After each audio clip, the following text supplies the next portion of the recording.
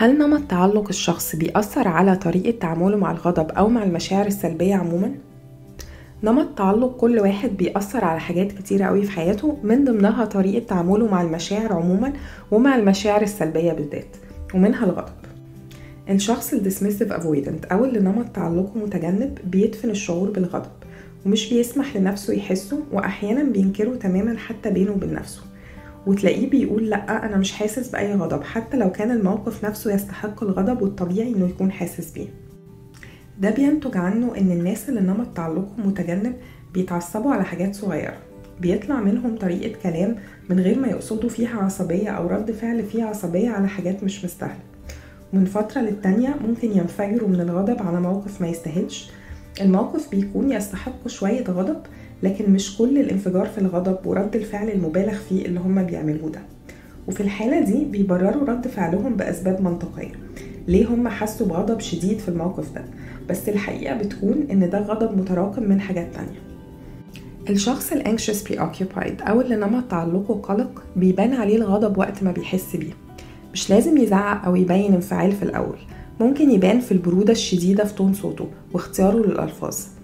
والشخص ده مشكلته إنه مش بيقدر ياخد خطوة لورا وهو في الحالة دي، ويأجل رد الفعل أو التعامل مع الموقف أو مع الطرف التاني لغاية لما يهدى، وده لأنه مش بيستحمل يحس بمشاعره اللي غالبا بتكون حادة وقوية. بس عكس نمط التعلق المتجنب اللي بيدفن مشاعره علشان ما يحسش بيها، الشخص اللي نمط تعلقه قلق بيحس بكل مشاعره وبيروح بيها كلها للطرف التاني، وبيبقى دايما مستني أو محتاج إن الطرف التاني هو اللي يمتص مشاعره ويهديه.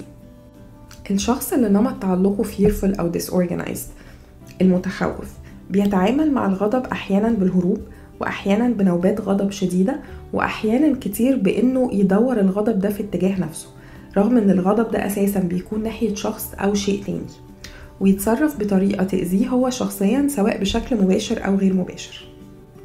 وآخر نمط هو السكيور، والشخص السكيورلي attached أو اللي نمط تعلقه آمن بيسمح لنفسه يحس بشعور الغضب مش بيقاومه.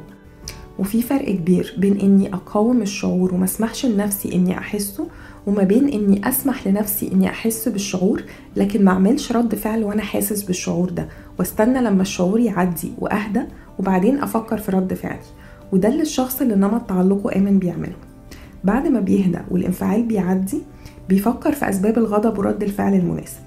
ممكن ساعتها يتكلم مع الطرف التاني لو شاف انه محتاج يعمل ده من غير هجوم أو انتقاد، ومن غير ما يكون في حالة انفعال ومستني الطرف التاني يهديه، لأن هو بيكون خلاص هدي، ولكن بيتكلم علشان يعبر عن نفسه ويتواصل مع الطرف التاني ويتفاهم معاه لو في حاجة محتاجين يتفاهموا حواليها أو مشكلة محتاجين يحلوها.